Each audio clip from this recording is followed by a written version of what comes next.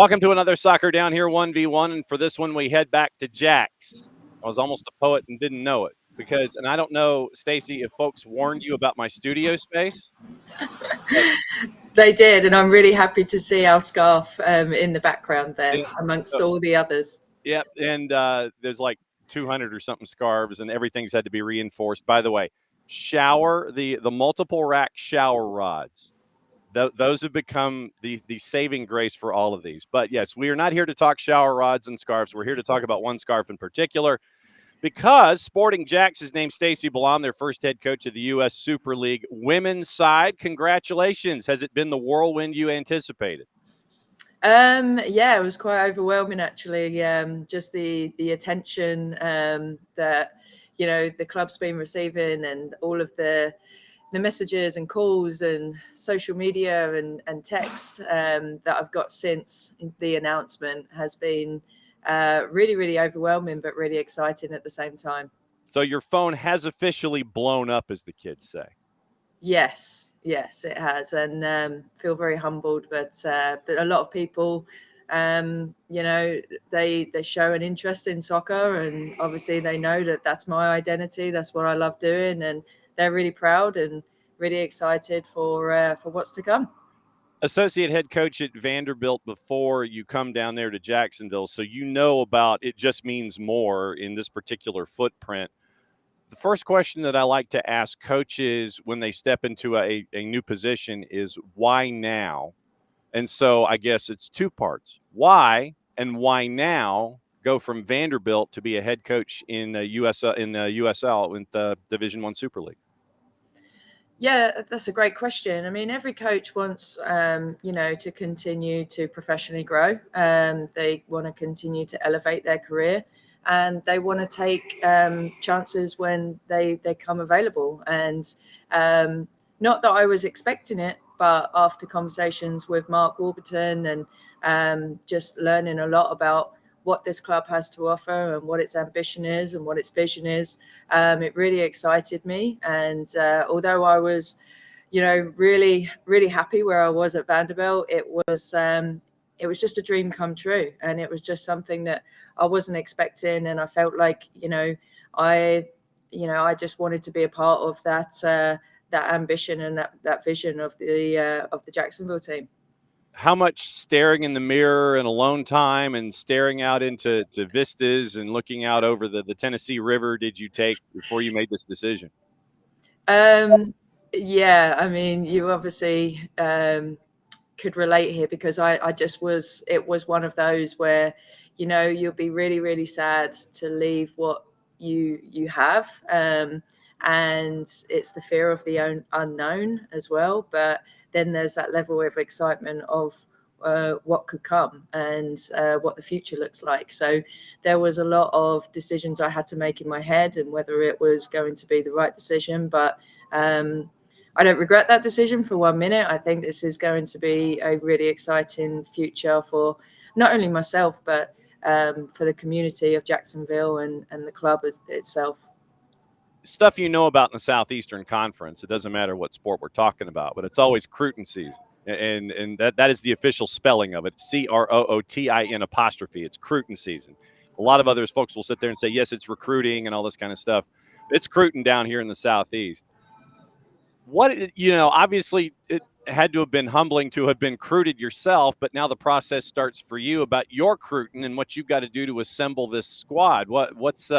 What's in your mind when it comes to assembling what you and Mark and everybody there want to put together at Sporting JAX? Yeah, I've been really fortunate to have Mark by my side within this process. I mean, he's been getting after it from the moment that he was announced, and so we've been working together, as well as Becky Burley. She's a good resource to have. Obviously, a legend in the state of Florida, very well known, very well connected.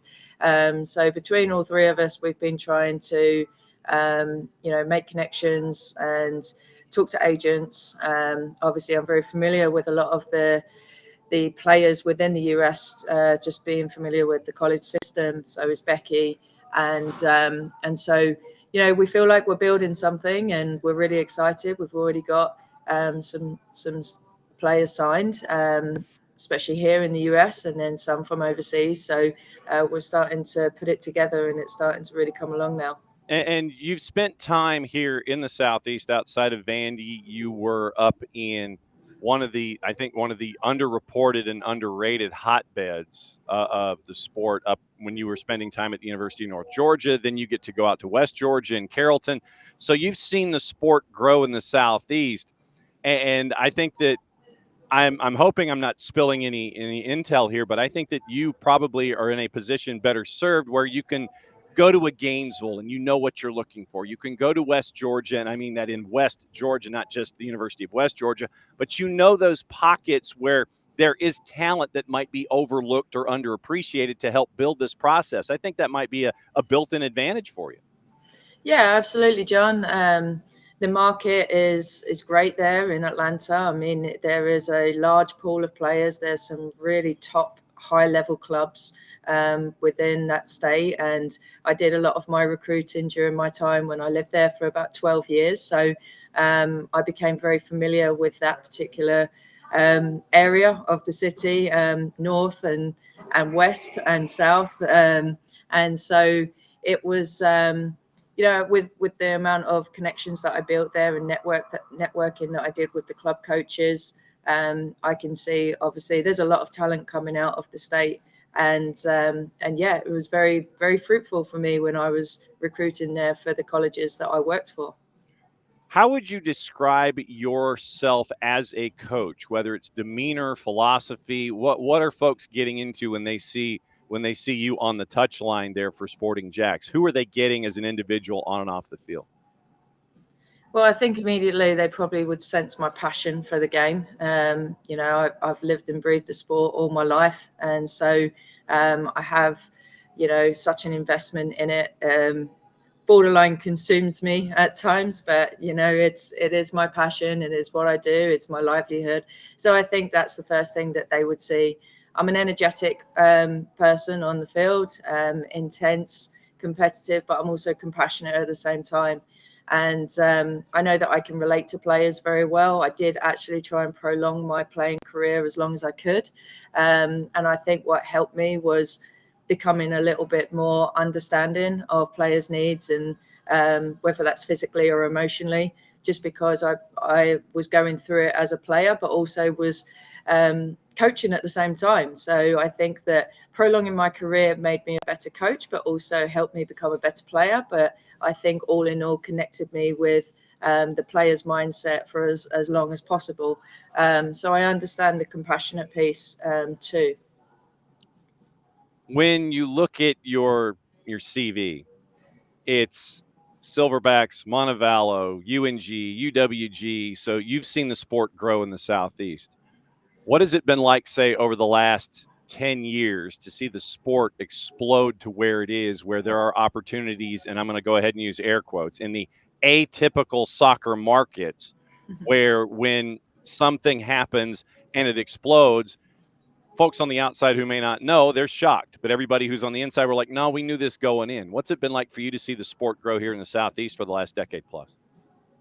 Yeah, I mean, I think it was a matter of time. It always had the potential because, I mean, I think the US national team are very proven, and they were the ones that were, setting the standards and being the model for the rest of the world. And so it was a matter of time for the sport to continue to evolve and to blow up as big as what it is. And now you've got the NWSL, obviously, well-established league. And now the USL has created more opportunity for women to become professional, which is fantastic. So I think just the league itself starting up last year is a sign of what's to come for the women's game. And I think the future looks really promising for women's soccer. We all have those to-do lists, and I've got to-do lists all over the place, and I have legal pads and calendars and things all over the joint. When it comes to your to-do list for things that you have to do there at Sporting JAX, is it on a Google Doc? Is it on a spreadsheet? Is it on a legal pad? Is it on a binded notebook like we had when we were in high school? Or is it on one of those big whiteboards that's got the the erasable, you sit there and you take your fingers and you can erase it and you figure it out. The dry erase boards, it's like 6 feet by 8 feet long or something like that, hidden off to the side as you and I are talking. Where is your to-do list, A? And what do you think the next thing that you can cross off of that to-do list is as you build there at Sporting Jax? Yeah, that's a great question, John. Well, my to-do list on a daily basis is a notepad and paper, and I feel like it grows quicker than I can accomplish things. Yep, see, I'm old school as well, just like you. And if it's there in front of me and I can physically cross things off on my to-do list, I feel like I'm being productive and accomplishing what I need to accomplish. When it comes to the team, when it comes to building what we're trying to build, there's going to be a whiteboard in front of me so that I can see those names on the board and I can see positionally where we're at and what we need. So I think in terms of having something visual in front of me is where I tend to navigate towards. But definitely on a daily basis, there is a notepad and pen in front of me. And like I said, the list does grow every day. Stacey Balaam, the new head coach for the women's Division I USL Super League team at Sporting Jax, dropping by for a 1v1. I know that you are looking for a specific kind of individual to come in, not just that will fit philosophically on the field, but philosophically off the field with what Steve Livingston, the ownership group, Mark Warburton, and you want to have representing Sporting Jax. What kind of individual are you looking for to make sure that when you hit the ground running in the community and on the field, that you're hitting it with the right notes? Yeah, I mean, they're representing something bigger than themselves, right? So although they are trying to grow their careers as a professional, we're representing Sporting Jax, and we're trying to be good representatives of the community in Jacksonville and be role models to the young ladies in Jacksonville that want to aspire to be like them. I think that that's really important because now, there is a platform, there is a pathway from the youth level up to the pros. They can come to games, they can be a fan, they can have idols on the team, they can wear their names on the back of their shirts, and to build just that sense of community within Jacksonville from this one club, I think is huge. So of course they've got to have the talent and the competitiveness, and they've got to fit the profile that we need in order to be competitive, and they've got to have they've got to meet the checklist of tactically. They got to be good. They got to be technically good. They got to be physically good in order to be able to be competitive for the league. But at the end of the day, we want them to represent with integrity and high character, so that they can represent right in the community. What is the most, and I don't know, I imagine you have unlimited international minutes so you can dial back home whenever you want. I know that you probably have international texting as well, so that that your phone bill doesn't blow up like mine does. I don't know if you use WhatsApp or what have you. Mm-hmm. What's the most random reach, I guess the most random reach in that someone has given you since you have been named head coach down there? I mean, did someone reach out on WhatsApp from Neptune or something? What was the most random person or group that reached out to you about, hey, congratulations, I need to talk because I've got some players, or I'm a player and I want to talk? Yeah, I mean, there's definitely lots of unknown numbers coming up on my phone now that are reaching out, and it's mostly agents and companies that are trying to make me more aware and educate me on the players that they have. So that's a little bit more of what I'm seeing right now, but I know that we're getting great visibility from across the pond, because my family have been tuning in. They're learning a lot about Sporting Jax. There's been a lot of Google searches.